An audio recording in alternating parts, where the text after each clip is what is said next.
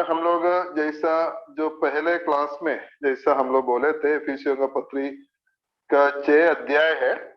और इस 6 अध्याय का जो खास तौर पर जो मुख्य तौर पर 2 भाग में बांटकर हम लोग इसको सीख सकते हैं।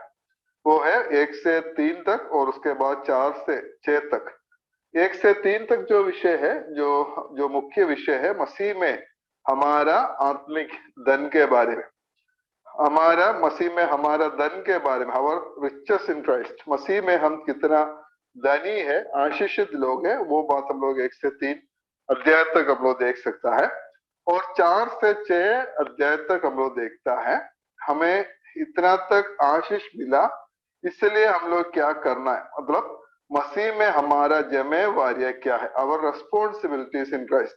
पहला 3 अध्याय में अवर रिचेस इन क्राइस्ट, और आखिरी 3 अध्याय मतलब 4 से 6 तक है मसीह में हमारा जिम्मेवारियां क्या क्या है, वो हम लोग देख सकते। पौलुस का जो हर एक पत्री में हम लोग ये जो क्रम को हम लोग देख सकते हैं। पहले कुछ जो भाग जो उपदेश या शिक्षा जो हम लोग देख सकते हैं, उसके बाद में प्रैक्टिकल हम लोग देख सकते हैं। इसी प्रकार एफिसियों का पत्री में भी हम लोग देख सकते हैं 1 से 3 अध्याय तक जो एकदम शिक्षा शिक्षा के तौर पर हम लोग देख सकते हैं मसीह में हम कितना धनी है, हम कितना आशीषित है, वो बात हम लोग 1 से 3 अध्याय तक देख सकता है। और 4 से 6 अध्याय तक का विषय है मसीह में हमारा जिम्मेवारियां क्या क्या है, वो हम लोग देख सकता है।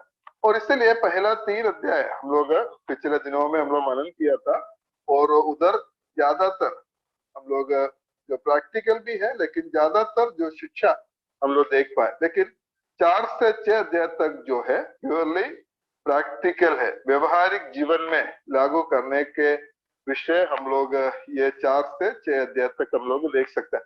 और पहला 3 अध्याय का मुख्य जो शब्द हम लोग देखने से धन या आशीष, वो हम लोग देख सकते हैं। 1 से 3 अध्याय तक बार बार धन के बारे में, आशीष के बारे में हम लोग अगर देख सकता है तो उधर का मुख्य शब्द वो है।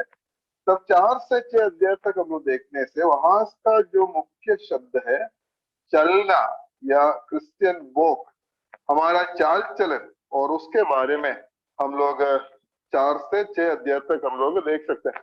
और ये वॉक, इंग्लिश में जो वॉक शब्द है, चलना या चाल चलन, वो विषय हम लोग बार बार वो शब्द हम लोग देख सकते हैं। उसका 4 अध्याय के 1 पद में हम लोग वो देख सकते हैं। उसका उसका उसका आखिरी में ऐसे पढ़ते हैं, उसके योग्य चाल चलो। और 4 का 17 में हम लोग वो देख सकते हैं, फिर तुम, उसका आखिरी में हम ऐसे पढ़ते हैं, अब से फिर ऐसा ना चलो। और 5 का 2 उधर भी वो शब्द हम लोग देख सकता है, प्रेम में चलो है। और 8 पद में हम लोग, 5 का 8 पद में हम लोग पढ़ता है कि ज्योति की संतान के समान चलो। 8 के आखिरी में ज्योति की संतान की नहीं चलो। और उसका 15 पद, 5 का 15 पद हम लोग देखने से उधर भी हम लोग निर्बुद्धियों के समान नहीं, बुद्धिमानों के समान चलो है। ऐसा चलने के बारे में, जो हमारा चाल चलन के बारे में हम लोग ये 3 अध्याय में, 4 से 6 अध्याय में हम लोग देख सकते हैं। और इसको हम लोग अलग अलग भाग करके हम लोग देख सकते हो। हम लोग आउटलाइन में हम लोग देखे थे विस्तार तौर पर, हम लोग पहले क्लास में हम लोग देखे थे। और इसलिए उसका पहला जो विषय है 4 का 1 से 16 पद तक है।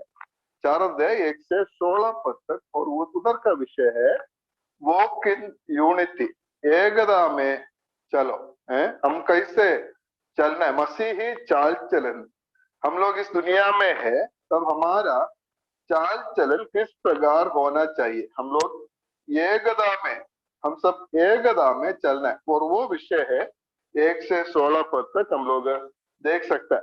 और इसका पहला पद हम लोग पढ़ने से उधर ऐसा है, 4 का 1 पद को हम ऐसे पढ़ता है, इसलिए मैं जो प्रभु में बंदी हूँ और तुमसे विनती करता हूँ कि जिस बुलाहट से तुम बुलाए गए थे उसके योग्य चाल चलो। और इंग्लिश में हम लोग पढ़ने से ऐसा शुरू होता है, therefore walk। हिंदी में भी इसलिए, इसलिए चलो, इसलिए जो जो बातें लिखा है उसके बाद इसलिए चाल चलो, या इसलिए तुम लोग चलो बोलकर हम लोग इधर देख सकता है। और इसलिए बोलने से इसका मतलब है उसका पहले पदों में या अध्याय में जो विषय लिखा है उसका बाकी है। और पहले अध्याय में हम लोग क्या देखा है कि जो मसीह में हमारा आत्मिक धन के बारे में हम लोग देखा है, हम लोग आशीषित लोग हैं।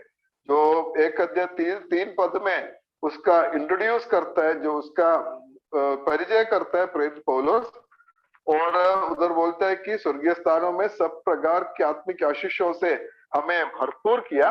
और वो आशीष के बारे में एक एक करके वो 1, 2, 3 अध्याय में बताते हैं हम कितना धनी है मसीह में, हम लोग कितना आशीषित लोग हैं। वो बताने के बाद जो पिछले सप्ताह में हम लोग देखा 3:14 से लेकर जो हम लोग देखा है पौलुस जो विश्वासियों के लिए हमारे लिए प्रार्थना करता है कि हम लोग हमारा आत्मिक धन को इस्तेमाल करें और उसके अनुसार हम लोग चले। और हमारा आत्मिक धन के बारे में बताने के बाद पौलुस से बताता है इसलिए तुम लोग चलना है। इधर से हम लोग क्या हम लोग को सीखने के लिए आता है कि हमारा जो चाल चलन, हमारा जो ये शिक्षा के ऊपर आधारित होना चाहिए। और डॉक्ट्रिन इन्फ्लुएंसेस आवर लाइफ। ये हमारा जो चाल चलन है, शिक्षा, हमारा जो शिक्षा है सही शिक्षा के ऊपर आधारित होना बहुत जरूरी है। और इधर ये सब इधर जो है जो बात हम लोग देख रहे हैं कि सबसे पहले हमें मिला हुआ आशीषों के बारे में लिखा है। हमें क्या क्या आशीष परमेश्वर दिया, हमें क्या क्या आशीष पाया है, इसलिए तुम लोग चलो बोलकर हम लोग देख सकता है। उसके बाद हमारा सबसे पहले हमारा आत्मिक धन के बारे में बताया। उसके बाद इसलिए इस दुनिया में हमारा जिम्मेवारियां क्या क्या है उसके बारे में हम लोग देख सकता है। और हम लोग जो पुराना नियम में हम लोग देखने से, पुराना नियम में परमेश्वर कैसे यहूदी लोगों से कहा था, हम लोग एक जगह हम लोग पढ़ेंगे। हमें मालूम है जो व्यवस्था विवरण 28 अध्याय, ड्यूटरोनॉमी चैप्टर 28 उसका 1 और 2 पद। व्यवस्था विवरण 28 अध्याय उसका 1 और 2 पद, उधर हम ऐसे पढ़ता है, उधर ध्यान से हम लोग देखना है।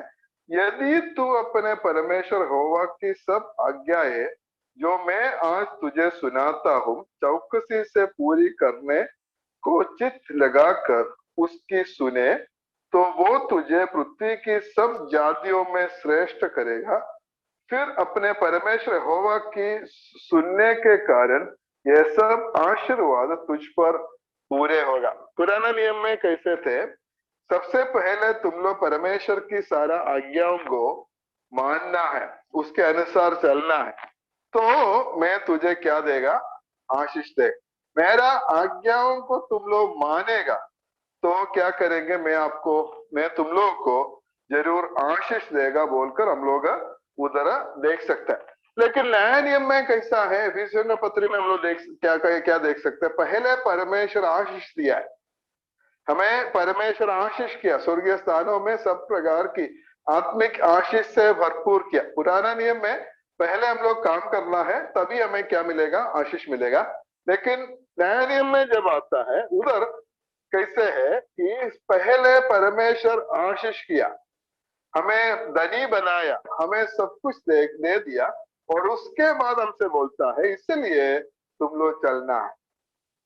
तो ये जो फर्क हम लोग पुराना नियम और नया नियम में हम लोग देख सकता है।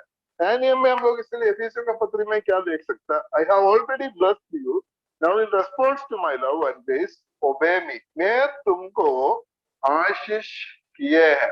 कब किए हैं आशीष, हमें जो पहले जो अध्याय में हम लोग देखा, जगत की उत्पत्ति से पहले हमें चुना और हमें पहले से ठहराया। और क्या किया कि हम ये जगत की उत्पत्ति से पहले हमें चुना और हमें आशीष किया, और उसके बाद हमसे बोलता है तुम आशीष पाए हैं, तुम्हें इतना सारा आत्मिक आशीष मिला है, तुम धनी है, इसलिए तुम लोग चलना है बोलकर हम लोग देख सकता है। और इसलिए हम आशीष पाए हुए जो लोगों का जो जिम्मेवारी है, हम मसीह लोगों का जिम्मेवारी है कि हम उसके योग्य जो आशीष हमें मिला है, जो उसके अनुसार उसके योग्य एक चाल हम लोग चलना जरूरी है। और वो बात हम लोग 4 से 6 अध्याय तक हम लोग इफिसियों का पत्री 4 से 6 अध्याय तक हम लोग देख सकते हैं। और हम कैसे चलना है हम लोग इधर देख सकता है कि जिस बुलाहट से तुम बुलाए गए थे उसके योग्य चाल चलो। जिस बुलाहट से हम बुलाया गया और उसके अनुसार हम लोग चाल चलना है। परमेश्वर कौन हमें बुलाया, क्यों हमें बुलाया है, वो बुलाहट का विशेषता क्या है, और उसके अनुसार हम लोग एक चाल चलना है। हमें जो मिला हुआ बुलाहट, जो बड़ा बुलाहट या पवित्र बुलाहट से हमें बुलाया है, और इसलिए हमारा जिम्मेवारी है उस बुलाहट के अनुसार एक चाल चलना है कि इसलिए परमेश्वर हमें उसके लिए सहायता करे। और अभी हम लोग इस 4 अध्याय हम लोग देखने से, एक से जैसा मैंने बोला 4 अध्याय 1 से 16 पद तक जो है उधर का विषय है कि एकता में चलना है, वो फिल यूनिटी, एकता में चलना है, वो विषय 1 से 16 पद तक हम लोग उधर देख सकते हैं। हम लोग उसका 2 और 3 पद हम लोग पढ़ेंगे। और ये 2 और 3 पद में हम लोग 7 स्वभावों के बारे में हम लोग खास करके हम लोग देख सकते हैं। जो 7 स्वभावों के बारे में देख सकते हैं एकता में चलने के लिए, या हमारे बीच में जो एकता बनाए रखने के लिए हमें होने वाला 7 स्वभाव के बारे में हम लोग 2 और 3 अध्याय में हम लोग देख सकते हैं।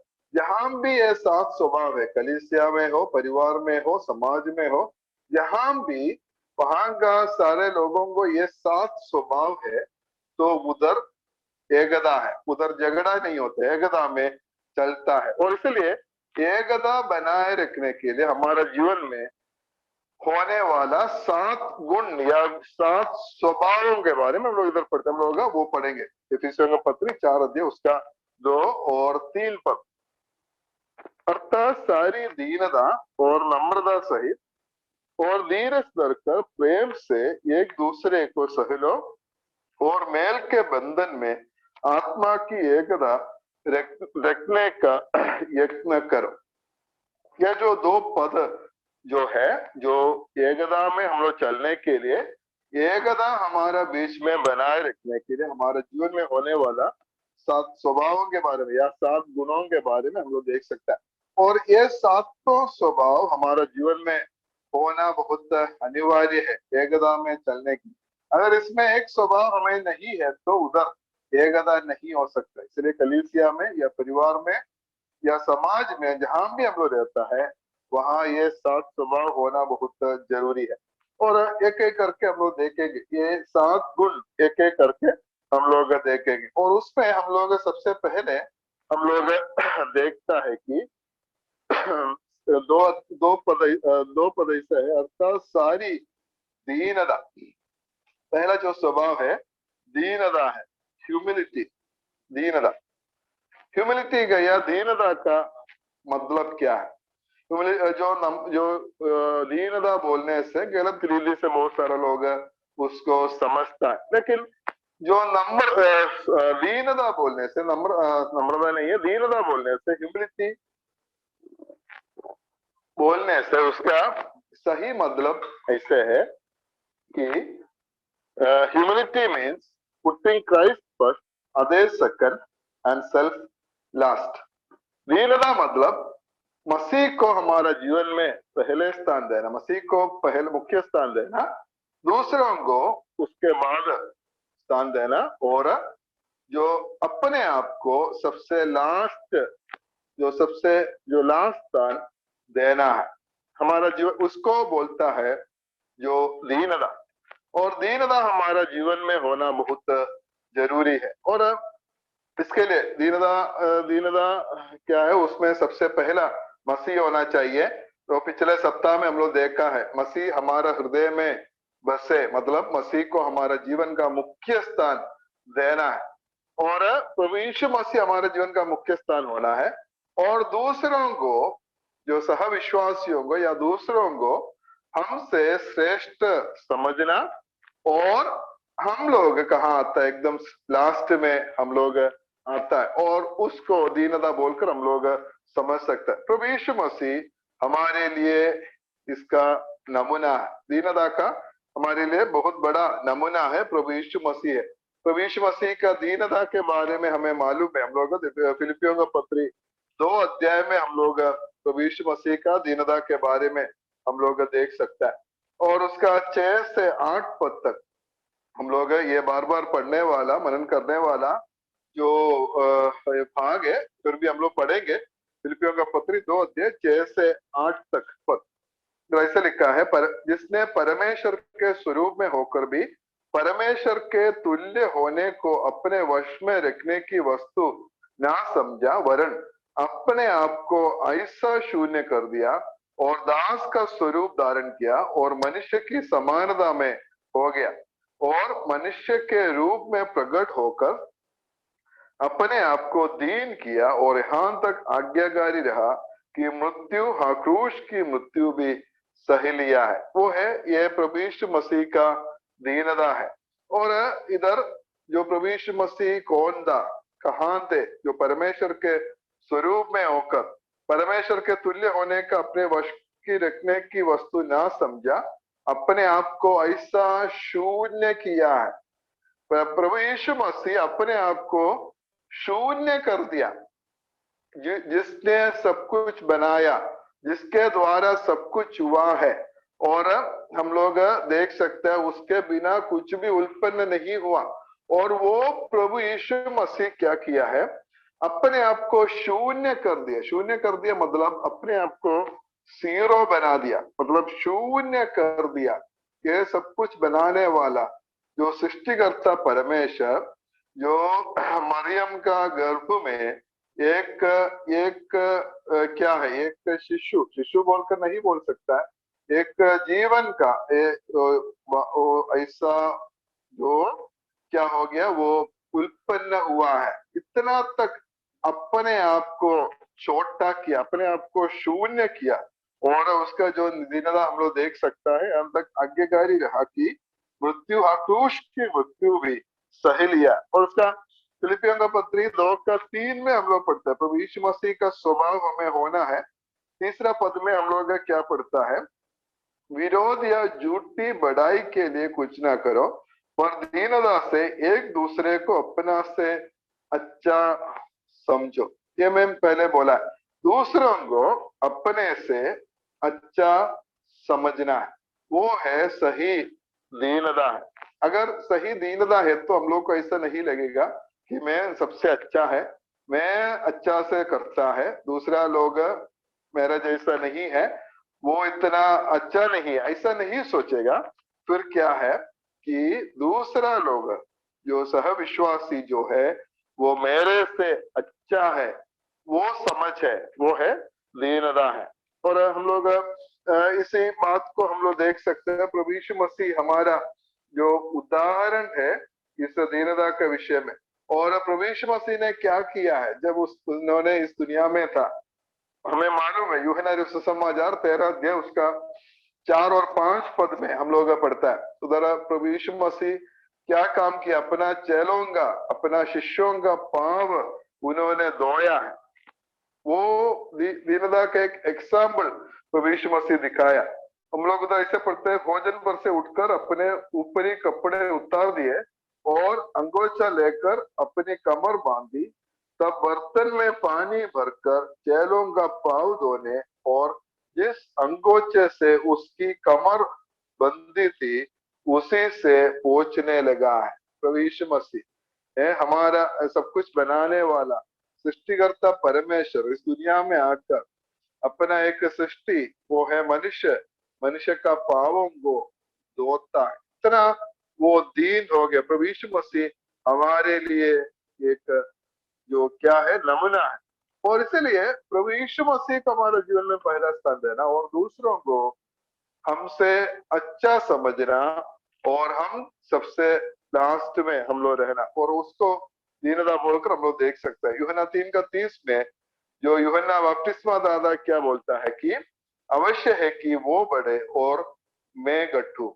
हमारा मकसद हमेशा वो होना चाहिए कि मसीह बढ़ना है, उसका महिमा होना है, वो बढ़ना है और मैं घटना चाहिए, मैं घटना है।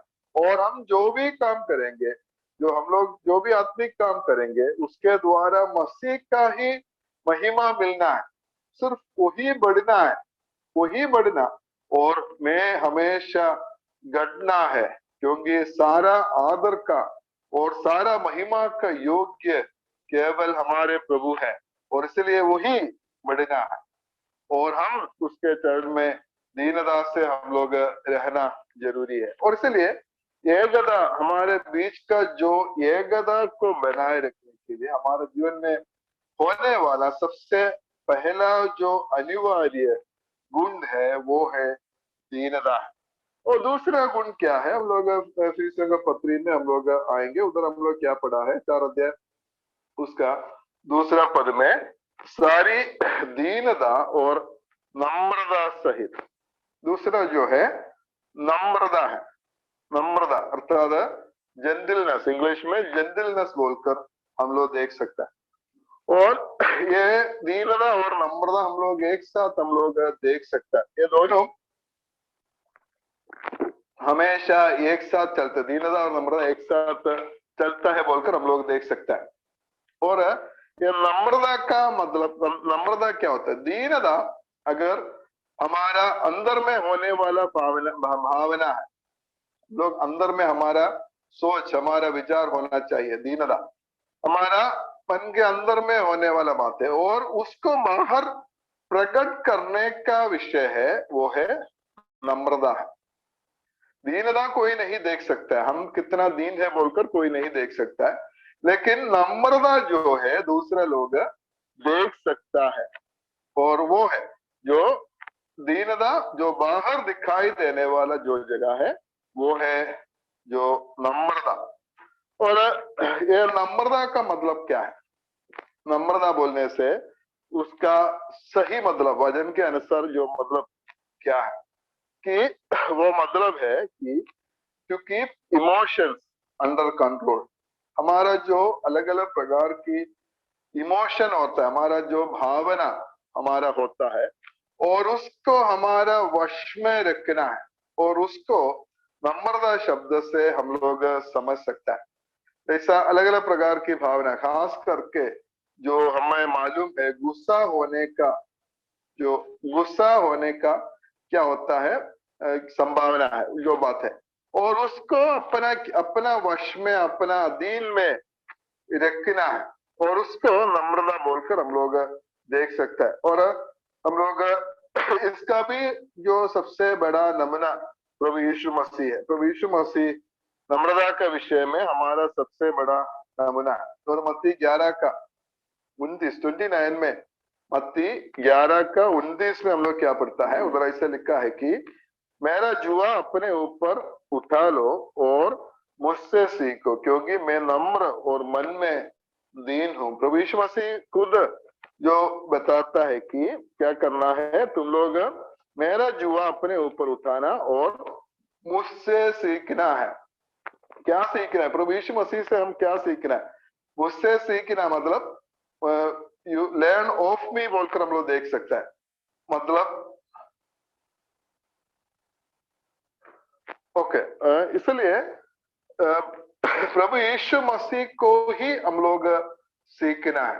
प्रभु यीशु मसीह को हम लोग सीखना, क्या सीखना है कि नम्र, क्योंकि हम लोग उधर देख सकते हैं कि मैं नम्र और मन में दीन हूँ। प्रभु यीशु मसीह का नम्रता और दीनता प्रभु से हम लोग सीखना है और प्रभु हमारे लिए बहुत बड़ा नमूना है। और हम लोग 3 पद में मूसा के बारे में हम लोग देख सकते हैं। गिनती का किताब 12 का 3 पद में ऐसा लिखा है, मूसा पृथ्वी भर के रहने वाले सब मनुष्यों से बहुत अधिक नम्र स्वभाव का था।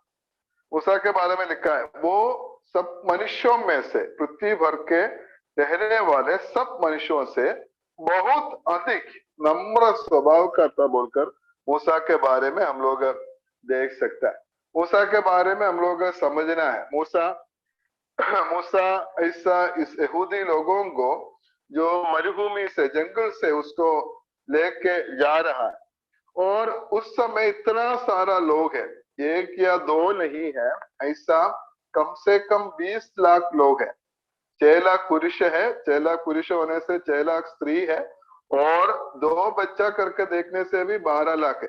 20 लाख से अधिक जो लोग को लेकर मूसा जंगल से ले जा रहा है, और हमें मालूम है हमारे घर में 2 बच्चा होने से उसको संभालने के लिए कितना मुश्किल होता है ना। वो लोग हल्ला करने से हमें कितना कठिनाई सा महसूस होता है। तब मूसा इतना सारा लोगों का हल्ला सुनता है, वो लोग का कंप्लेन को सुनता है, वो लोग आके बोलता है हमारे पास खाने के लिए नहीं है, पानी नहीं है, क्या तुम हमें मारने के लिए इधर लेके आया है क्या? क्या तुम हमें दूसरा कोई नेता नहीं है क्या? हम वापस जाएंगे। कुछ लोग, वो लोग बोला हम वापस मिस्र देश में जाएंगे। ऐसा करके हमेशा कंप्लेंट है, हमेशा परमेश्वर के विरुद्ध में, और जो मूसा के विरुद्ध में, हारून के विरुद्ध में ये लोग कुटकुटाता है, हल्ला करता है। तब ऐसा समय में जो नम्रता के साथ, मूसा कितना बड़ा एक नम्र व्यक्ति था, इसलिए उसके बारे में परमेश्वर क्या बोला है, पृथ्वी भर के रहने वाले सब मनुष्यों से बहुत अधिक नम्र स्वभाव का व्यक्ति था मूसा बोलकर हम लोग देख सकते हैं। और इसलिए नम्रता बोलने से हमारा जो भावना है, हमारा जो इमोशंस है, हमारा वश में रखना है। Angry at the right time but never angry at the wrong time. हम लोग कभी कभी गुस्सा होना पड़ता है, परमेश्वर भी गुस्सा होता है, परमेश्वर का गुस्सा हम लोग बाइबल में देख सकते हैं, लेकिन वो सही वक्त में सही कारण के लिए है। लेकिन जो कभी भी गलत समय में हम लोग गुस्सा नहीं होना है। Angry at the right time, सही वक्त में हम लोग गुस्सा करना है, लेकिन कभी भी गलत समय में गुस्सा नहीं करना। और इसलिए उसको नम्रता बोलकर हम लोग देख सकते हैं। इसलिए हमारे बीच में एकता को बनाए रखना है, तो हमें होने वाला जो दूसरा बहुत बड़ा गुण है वो है नम्रता है। पहला दीनता, और उसका दूसरा है वो नम्रता है। और तीसरा गुण है वो हम लोग इधर देख सकते हैं, दूसरा पद में हम पढ़ता है, सारी दीनता और नम्रता सहित और धीरज धरकर। धीरज धरना, धीरज तीसरा जो स्वभाव है वो है धीरज है, पेशेंस, धीरज धरना। और इंग्लिश में उसको लॉन्ग सफरिंग बोलकर हम लोग देख सकते हैं। लॉन्ग सफरिंग अर्थात लॉन्ग टेम्पर्ड, लॉन्ग सफरिंग, ऐसा धीरज बोलकर हम लोग देख सकते हैं। और ऐसा ये कुरिन्थियों का पहला पत्री 13 अध्याय पढ़ने से ये प्रेम का एक गुण बोलकर हम लोग देख सकते हैं। पहला कुरिन्थी 13 अध्याय जो है मसीही प्रेम के बारे में लिखा हुआ, उसके बारे में बताने वाला एक अध्याय है कुरिन्थियों का पहला पत्री 13 अध्याय। और उधर उस पेशेंस के बारे में या धीरज के बारे में लिखा है। 13 का 4 पद में पढ़ते हैं, प्रेम धीरजवंत है और कृपालु है, प्रेम डाह नहीं करता, प्रेम अपनी बड़ाई नहीं करता और भूलता नहीं है। प्रेम धीरजवंत है, धीरज है, क्षमा करता है, क्षमा करने वाला, धीरज करना या क्षमा करने वाला, इसको एक शब्द है लॉन्ग टेम्पर्ड बोलकर। लॉन्ग टेम्पर्ड मतलब उसका मतलब क्या है, हमें मालूम है कि हम लोग जो लोहा का, आयरन का रोड हम लोग खरीदता है, और कुछ रोड ऐसा है उसके बारे में बोलते हैं उसका बहुत ज्यादा टेम्बर है। टेम्बर है मतलब उसको कितना, जितना भी हम लोग बेंड कर सकता है, लेकिन वो टूटेगा नहीं। जितना हम लोग बेंड करेंगे उतना बेंड हो जाएंगे, लेकिन ऐसा बेंड होने का समय में वो टूटना नहीं है, और वो है लॉन्ग टेम्पर्ड। उसको पेशेंस या लॉन्ग टेम्पर्ड बोलकर हम लोग देख सकते हैं। कुछ विश्वासी लोग ऐसा है, कोई कुछ बोल दिया, हमारे विरुद्ध में कुछ कर दे या बोल दिया, ठीक है मैं सब कुछ छोड़कर मैं जाएंगे, मुझे तुम लोगों से कोई मतलब नहीं है, ऐसा वो नहीं है। हमारे विरुद्ध में कुछ लोग कुछ भी बोले कुछ भी करे, तब हम लोग क्या करना है, उसको सहना, उसको समझना और उसको क्षमा करना। और हम अपना भाई से बहन से वो हम लोग बार बार उसको क्षमा करना है। प्रभु यीशु मसीह से चेला लोग पूछा हम कितना बार क्षमा करना है? 7 बार करने से होगा। तो प्रभु यीशु मसीह बोला 7 बार नहीं 770 बार करना है, मतलब अनगिनत बार हम क्या करना है, क्षमा करना है। क्षमा करना है, और उसको पेशेंस या क्षमा या धीरज बोलकर हम लोग देख सकता है। अगर एकता को बनाए रखना है तो ये स्वभाव हमारा जीवन में होना है। ऐसा जो जब कलीसिया में जब कलीसिया में प्रभु के लोग जब इकट्ठा होगा, सब अलग अलग परिवार से है और अलग अलग जो अलग अलग बैकग्राउंड से आए हुए लोग हैं, तब कुछ लोग हमारे विरुद्ध में कुछ बोलेंगे, हमारे विरुद्ध में कुछ करेंगे, लेकिन हम मसीही प्रेम में उसको क्षमा करना है और उसको हम लोग सहना है, वो विषय हम लोग देख सकते हैं। ठीक है, और इसलिए जो एकता को बनाए रखने के लिए हमें होने वाला जो तीसरा स्वभाव है वो है धीरज, अर्थात क्षमा करना। और चौथा स्वभाव क्या है, हम लोग उधर देख सकता है कि धीरज धरकर प्रेम से एक दूसरे को सह लेना। प्रेम जो चौथा जो स्वभाव है, गुण है, वो है प्रेम है। ये प्रेम जैसा मैं पहले भी बोला हुआ है, जो सबसे श्रेष्ठ स्वभाव है। मसीही जीवन प्रेम में आधारित है। हमारा सब कुछ प्रेम में है। जो परमेश्वर के प्रेम से सब कुछ शुरू हुआ है और परमेश्वर का प्रेम से हम लोग आगे चलता है। आपस में भी जो प्रेम हमारा जीवन में होना चाहिए, और इसलिए प्रेम सबसे बड़ा बात है। अगर प्रेम नहीं है तो बाकी कुछ भी होने वाला नहीं। अगर दीनता चाहिए, नम्रता चाहिए, जो धीरज चाहिए, कुछ भी चाहिए, कोई भी गुण चाहिए, तो उसके लिए प्रेम का सबसे बड़ा जरूरत है। और इसलिए प्रेम सबसे बड़ा स्वभाव है। और पहला यूहन्ना 4 का 11 और 12 पद में हम लोग पढ़ता है, हे प्रियो, जब परमेश्वर ने हमसे ऐसा प्रेम किया तो हमको भी आपस में प्रेम देखना चाहिए। परमेश्वर को कभी किसी ने नहीं देखा। यदि हम आपस में प्रेम रखें तो परमेश्वर हम में बना रहता है और उसका प्रेम हम में सिद्ध हो गया है। और उसका 20 पद में ऐसे पढ़ते, यदि कोई कहे मैं परमेश्वर से प्रेम रखता हूँ और अपने भाई से जिससे उसने देखा है प्रेम नहीं रखता, तो वो परमेश्वर से भी जिससे उसने नहीं देखा प्रेम नहीं रख सकता है। अपना भाई से हम प्रेम नहीं रखेगा और बोलता है कि मैं परमेश्वर से प्रेम करता है, बोलने से वो क्या इधर हम लोग देख सकता है, ऐसा नहीं हो सकता है। जो जिस भाई को हम लोग देखता है उनसे हम लोग प्रेम करना, तभी हम लोग बोल सकते हैं कि हम परमेश्वर से प्रेम करता है बोलकर। इसलिए प्रेम सबसे बड़ा बात है। स्वभाव हमारा जीवन में होना बहुत जरूरी है।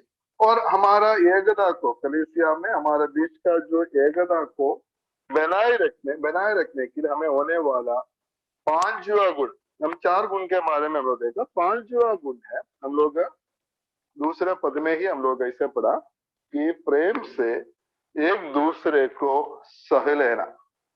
एक दूसरे को सह लो, एक दूसरे को सहना, showing tolerance for each other, एक दूसरे को सहना। कुछ विश्वासियों को हम लोग उसके साथ एडजस्ट होने के लिए बहुत मुश्किल हो सकता है। हमारा स्वभाव के साथ नहीं मिलता है, हमारा सोच विचार से कुछ लोग शायद नहीं मिल सकता है, और हम जैसे सोचते हैं उसका एकदम बिल्कुल ऑपोजिट जो सोचता है। और ऐसा तो क्या होता है, जो कुछ लोग को हम लोग सहने के लिए बहुत उसके साथ एडजस्ट करने के लिए बहुत मुश्किल हो जाता है। लेकिन इधर हमसे पौलुस बताता है कि अगर एकता हमारे बीच में बनाए रखना है तो हम लोग एक दूसरे को सह लेना। हमारा कलीसिया में विश्वासी लोग अलग अलग बैकग्राउंड से, अलग अलग परिवार से आने वाला विश्वासी लोग है, अलग अलग भाषा बोलने वाला हमारे बीच में हो सकता है, अलग अलग सोच विचार के लोग हो सकते हैं, अलग अलग स्टैंडर्ड के लोग हो सकता है। इसलिए हम लोग क्या करना है, एक दूसरे को समझना है और उसको सहना है। उसको जितना भी हम लोग उसको सह सकता है उतना हम उसको सहना बहुत जरूरी है, तभी हम लोग एकता को बनाए रख सकता है।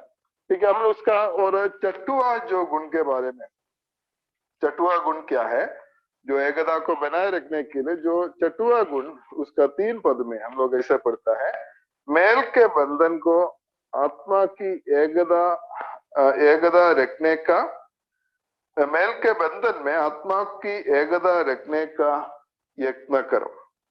और चटुआ जो स्वभाव है वो है मेल, मेल है पीस, मेल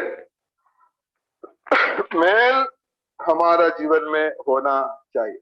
हम लोग आपस में मेल होना चाहिए, आपस में शांति होना जरूरी है। जो कोलोसियों का पत्री 3:15 हम लोग ऐसा पढ़ते हैं, मसीह का शांति जिसके लिए तुम एक देह होकर बुलाए भी गए हो तुम्हारे हृदय में राज्य करे और तुम धन्यवादी बने रहो। लोग इधर देख सकता है, मसीह का शांति, शांति जिसके लिए तुम एक देह होकर बुलाया भी गया है तुम्हारे हृदय में राज्य करना है। जो परमेश्वर के साथ हमारा मेल हुआ, हम जो विश्वास के साथ द्वारा परमेश्वर के साथ हमारा मेल हुआ, और ये जो मेल है, शांति है, हम आपस में भी रखना बहुत जरूरी है।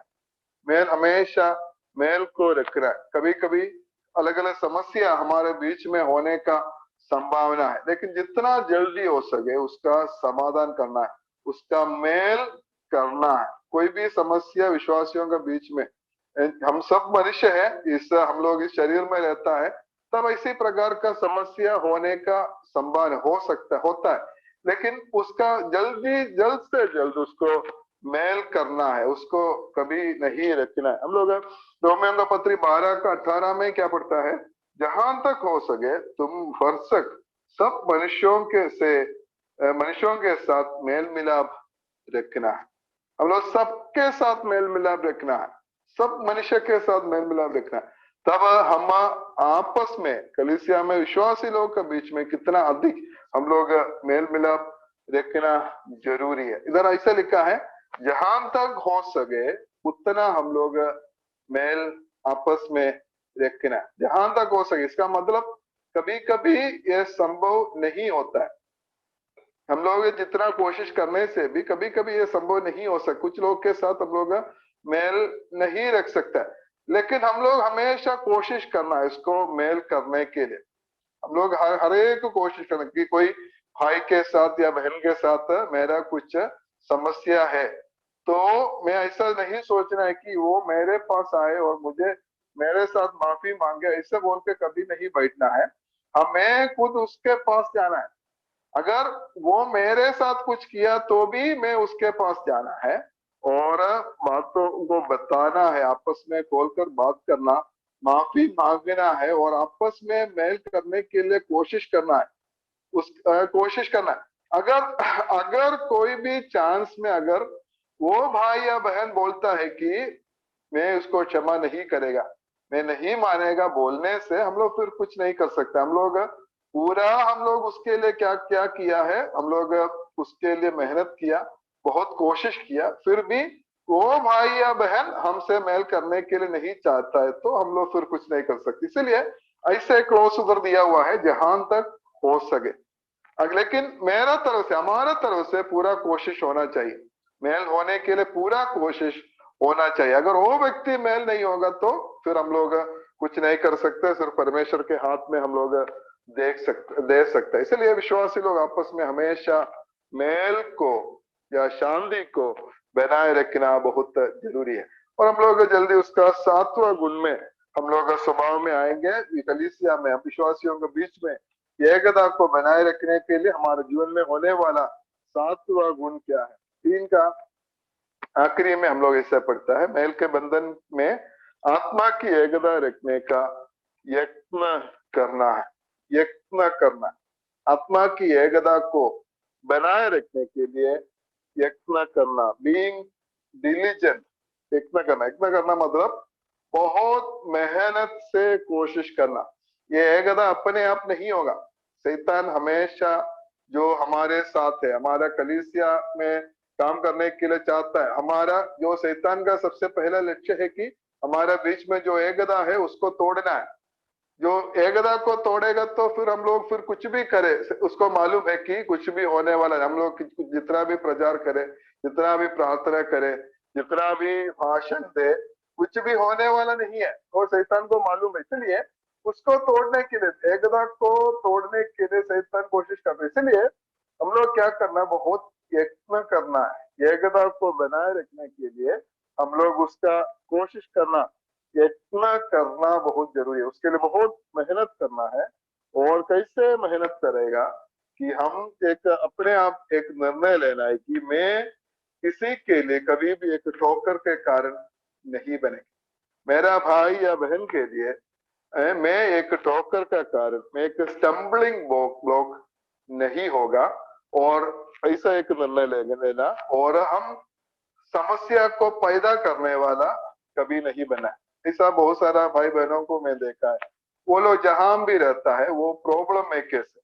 उधर एक प्रॉब्लम को, एक समस्या को बनाना, समस्या नहीं होने से उसको, वो ऐसे लोगों को अच्छा नहीं लगता है। कुछ ना कुछ बोलकर, किसी का विरुद्ध में कुछ बोलकर, हमेशा कुछ समस्या उधर बनाना ही है, ऐसा है। लेकिन ऐसा हम लोग, मेरा तरफ से एक समस्या कलीसिया में नहीं होंगे, मैं ऐसा काम नहीं करेंगे। अगर कोई मेरे विरुद्ध में कुछ करने से भी मैं उसको क्षमा करेंगे, और मैं उसके साथ मेल करने के लिए कोशिश करेंगे। ऐसा हम लोग बहुत एक कोशिश करना है, अपना तरफ से एक कोशिश हम लोग यत्न करना है। हिंदी में बहुत अच्छा शब्द दिया, यत्न करना है, पूरा ताकत के साथ, जो पूरा ताकत लगाकर हम उसके लिए कोशिश करना है, तभी ये एकता को हम लोग बनाए रख सकता है। प्रभु हमें सहायता करे। मैं इधर समाप्त करने के लिए चाहता है, और हम लोग एकता को बनाए रखना, एकता में चलना है। एकता में चलने के लिए इधर हम लोग देख सकते हैं, और एकता में चलने के लिए ये 7 गुण हमारे जीवन में हम लोग उसको हम लोग लागू करना है। ये गुण हमारा जीवन में जरूर होना है। अगर इसमें से कुछ अगर नहीं है तो हम लोग आज से हम लोग कोशिश करेंगे, प्रभु का मदद लेंगे, वो हमारा जीवन में हम लोग उसको करने के लिए। और वो क्या क्या गुण है हम लोग देखे थे। सबसे पहला गुण है, वो है दीनता है। मसीह को हमारे जीवन में पहला स्थान देकर दूसरों को मुझसे अच्छे समझकर एक जीवन है, वो ऐसा एक दीन हृदय, दीन मन हमारा होना है। और दूसरा है नम्रता है।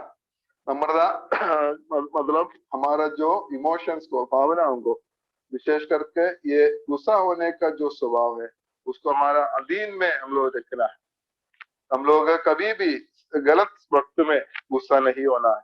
और तीसरा हम लोग देख रहे थे धीरज या क्षमा, पेशेंस, लॉन्ग सफरिंग या लॉन्ग टेम्पर्ड। हम लोग ऐसा उसको, हमारे दूसरों को क्षमा करने वाला हम लोग बनना है। और चौथा है प्रेम, आपस में प्रेम को हमेशा बनाए रखना है। और पांचवा एक दूसरे को सहना है, वो एक दूसरे को सह लेना है। मसीह का प्रेम में एक दूसरे को सह लेना। और छठवा बात है जो शांति या मेल विश्वासियों के बीच में हम लोग हमेशा बनाए रखे। और सातवां बात है, ये एकता को बनाए रखने के लिए पूरा पूरा कोशिश, पूरा पूरा यत्न हमारे तरफ से हम लोग करना है। ऐसा एकता में चलने के लिए परमेश्वर हम सबको सहायता करे। परमेश्वर का नाम की महिमा।